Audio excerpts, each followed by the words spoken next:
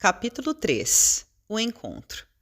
Foi um verdadeiro dia de festa, aquele em que o comendador cingiu ao peito o filho que 8 anos antes mandara a terras estranhas. Não pôde reter as lágrimas o bom velho. Não pôde, que elas vinham de um coração ainda viçoso de afetos e exuberante de ternura. Não menos intensa e sincera foi a alegria de Camilo. Beijou repetidamente as mãos e a fronte do pai, abraçou os parentes, os amigos de outro tempo e durante alguns dias, não muitos, parecia completamente curado dos seus desejos de regressar à Europa. Na cidade e seus arredores não se falava em outra coisa. O assunto não principal, mas exclusivo das palestras e comentários, era o filho do comendador. Ninguém se fartava de o elogiar. Admiravam-lhe as maneiras e a elegância. A mesma superioridade com que ele falava a todos achava entusiastas sinceros. Durante muitos dias foi totalmente impossível que o rapaz pensasse em outra coisa que não fosse contar as suas viagens aos amáveis conterrâneos. Mas pagavam-lhe a maçada, porque a menor coisa que ele dissesse tinha aos olhos dos outros uma graça indefinível. O padre Maciel, que o batizara 27 anos antes e que o via já homem completo, era o primeiro pregoeiro da sua transformação. Pode gabar-se, senhor comendador, dizia ele ao pai de Camilo. Pode gabar-se de que o céu lhe deu um rapaz de truz. Santa Luzia vai ter um médico de primeira ordem. Se não me engana o afeto que tenho a esse, que era ainda ontem um pirralho.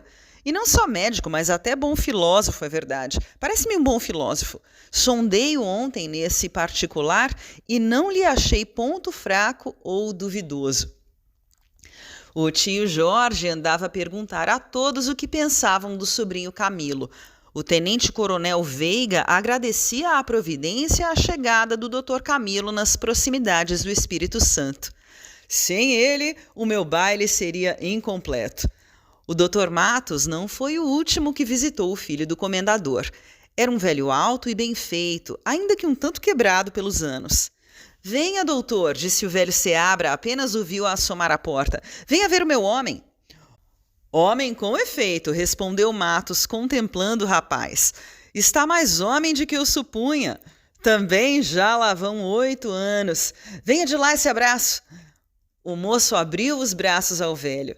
Depois, como era costume fazer a quantos o iam ver, contou-lhe alguma coisa das suas viagens e estudos. É perfeitamente inútil dizer que o nosso herói omitiu sempre tudo quanto pudesse abalar o bom conceito em que estava no ânimo de todos. A dar-lhe crédito, vivera quase como um anacoreta, e ninguém ousava pensar o contrário. Tudo eram, pois, alegrias na boa cidade e seus arredores, e o jovem médico, lisonjeado com a inesperada recepção que teve, continuou a não pensar muito em Paris. Mas o tempo corre, e as nossas sensações com ele se modificam. No fim de 15 dias, tinha Camilo esgotado a novidade das suas impressões. A fazenda começou a mudar de aspecto, os campos ficaram monótonos, as árvores monótonas, os rios monótonos, a cidade monótona, ele próprio monótono. Invadiu, então, uma coisa que podemos chamar nostalgia do exílio. Não, dizia ele consigo, não posso ficar aqui mais 3 meses. Paris ou o cemitério, tal é o dilema que se me oferece. Daqui a 3 meses estarei morto ou em caminho da Europa. O aborrecimento de Camilo não escapou aos olhos do pai, que quase vivia a olhar para ele. Tem razão, pensava o comendador. Quem viveu por essas terras, que dizem ser tão bonitas e animadas, não pode estar aqui muito alegre. É preciso dar-lhe alguma ocupação, a política, por exemplo. Política? Exclamou Camilo quando o pai lhe falou nesse assunto. De que me serve a política, meu pai? De muito. Serás primeiro deputado provincial. Podes ir depois para a Câmara no Rio de Janeiro. Um dia interpelas o ministério e, se ele cair, podes subir ao governo. Nunca tiveste ambição de ser ministro? Nunca. É pena. Por quê? Porque é bom ser ministro. Governar os homens, não é? Disse Camilo rindo. É um sexo ingovernável. Prefiro outro. Seabra riu-se do repente, mas não perdeu a esperança de convencer o herdeiro. Havia já 20 dias que o médico estava em casa do pai, quando se lembrou da história que lhe contara Soares e do sonho que este tivera no pouso. A primeira vez que foi à cidade, esteve com o filho do negociante e perguntou-lhe: "Diga-me, como vai a sua Isabel, que ainda a não vi?" Soares olhou para ele com o sobrolho carregado e levantou os ombros, resmungando um seco: "Não sei." Camilo não insistiu. A moléstia ainda está no período agudo, disse ele consigo. Teve, porém, curiosidade de ver a formosa Isabelinha, que tão por terra deitara aquele verboso cabo eleitoral. A todas as moças da localidade, em 10 léguas em redor, havia já falado o jovem médico. Isabel era a única esquiva até então. Esquiva não digo bem. Camilo fora uma vez à fazenda do Dr. Matos, mas a filha estava doente. Pelo menos foi isso que lhe disseram. "Descanse", dizia-lhe um vizinho a quem ele mostrara impaciência de conhecer a amada de Leandro Soares. "Há de vê-la no baile do Coronel Veiga, ou na festa do Espírito Santo, ou em qualquer outra ocasião." A beleza da moça, que ele não julgava pudesse ser superior nem sequer igual à da viúva do príncipe Alexis, a paixão incurável de Soares e o tal ou qual mistério com que se falava de Isabel, tudo isso excitou ao último ponto a curiosidade do filho do comendador. No domingo próximo, 8 dias antes do Espírito Santo, saiu Camilo da fazenda para ir à missa na igreja da cidade, como já fizera nos domingos anteriores. O cavalo ia a passo lento, a compasso com o pensamento do cavaleiro, que se espreguiçava pelo campo fora em busca de sensações que já não tinha e que ansiava ter de novo. 1000 singulares ideias atravessavam o cérebro de Camilo. Ora, almejava alar-se com o cavalo e tudo, rasgar os ares e ir cair defronte do Palais Royal, ou em outro qualquer ponto da capital do mundo. Logo depois fazia a si mesmo a descrição de um cataclismo tal que ele viesse a achar-se almoçando no Café Tortoni, 2 minutos depois de chegar ao altar o padre Maciel. De repente, ao quebrar uma volta da estrada, descobriu ao longe 2 senhoras a cavalo, acompanhadas por um pajem. Picou de esporas e dentro de pouco tempo estava junto dos 3 cavaleiros. Uma das senhoras voltou a cabeça, sorriu e parou.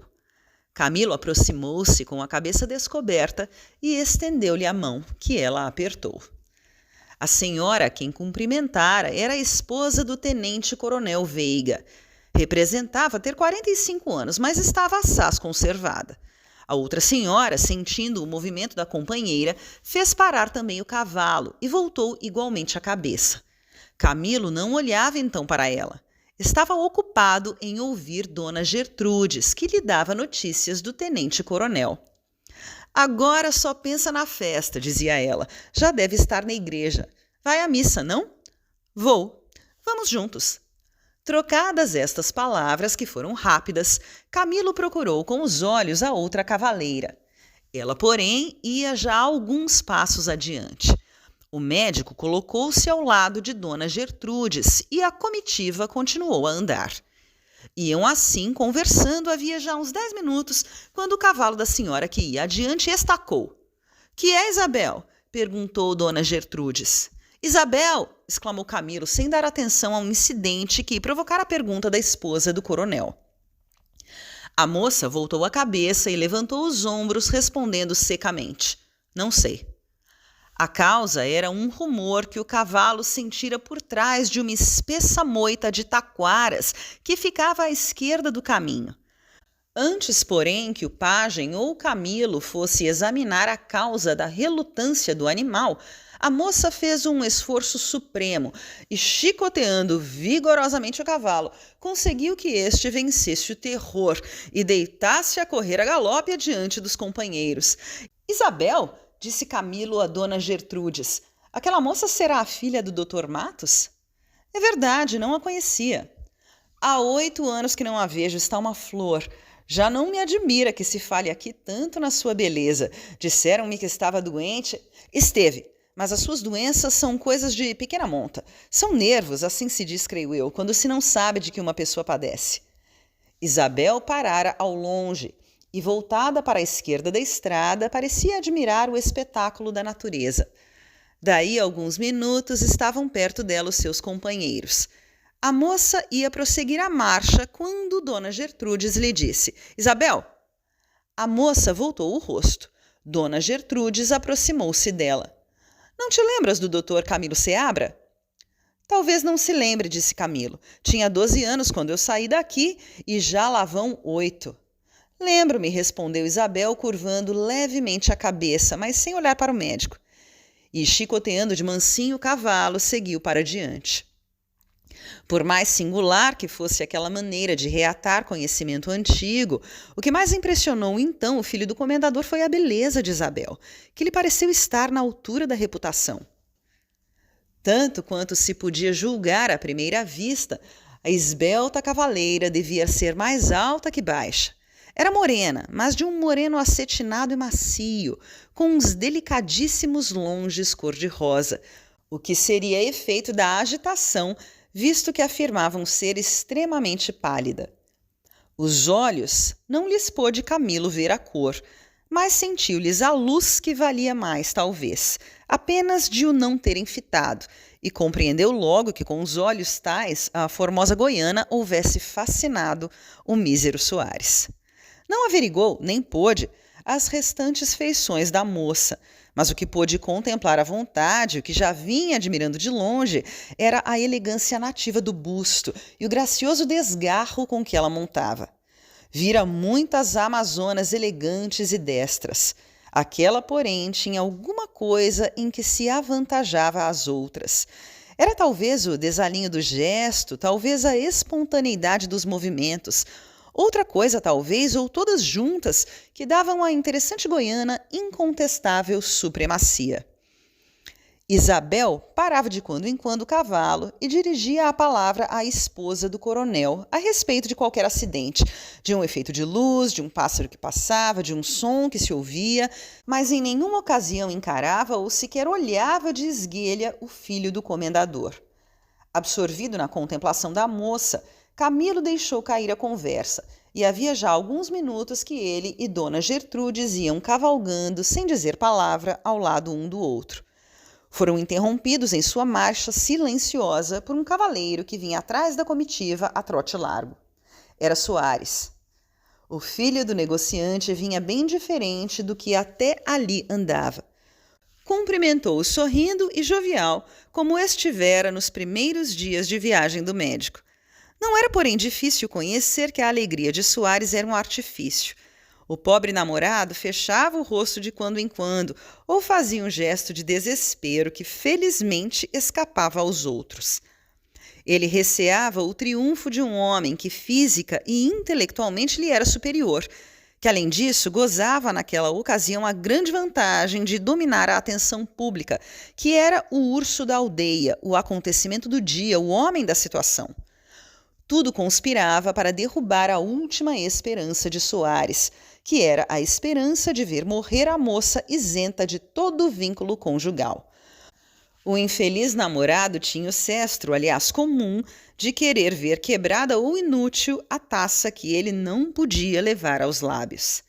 Cresceu, porém, seu receio quando, estando escondido no taquaral de que falei acima, para ver passar Isabel, como costumava fazer muitas vezes, descobriu a pessoa de Camilo na comitiva. Não pôde reter uma exclamação de surpresa e chegou a dar um passo na direção da estrada. Deteve-se a tempo.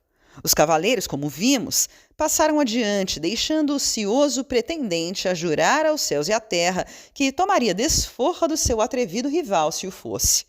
Não era rival, bem sabemos.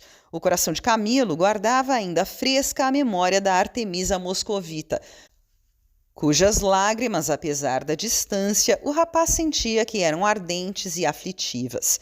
Mas quem poderia convencer a Leandro Soares que o elegante moço da Europa, como lhe chamavam, não ficaria enamorado da esquiva goiana? Isabel, entretanto, apenas vira o infeliz pretendente, deteve o cavalo e estendeu-lhe afetuosamente a mão. Um adorável sorriso acompanhou esse movimento. Não era bastante para dissipar as dúvidas do pobre moço. Diversa foi, porém, a impressão de Camilo. Ama-o, ou é uma grande velhaca, pensou ele. Casualmente, e pela primeira vez, olhava Isabel para o filho do comendador. Perspicácia ou adivinhação leu-lhe no rosto esse pensamento oculto. Franziu levemente a testa com uma expressão tão viva de estranheza que o médico ficou perplexo e não pôde deixar de acrescentar, já então com os lábios, a meia voz falando para si. Ou fala com o diabo. Talvez, murmurou a moça com os olhos fitos no chão. Isto foi dito assim, sem que os outros dois percebessem. Camilo não podia desviar os olhos da formosa Isabel, meio espantado, meio curioso, depois da palavra murmurada por ela em tão singulares condições. Soares olhava para Camilo com a mesma ternura com que um gavião espreita uma pomba. Isabel brincava com o chicotinho. Dona Gertrudes, que temia perder a missa do padre Maciel e receber um reparo amigável do marido, deu voz de marcha, e a comitiva seguiu imediatamente.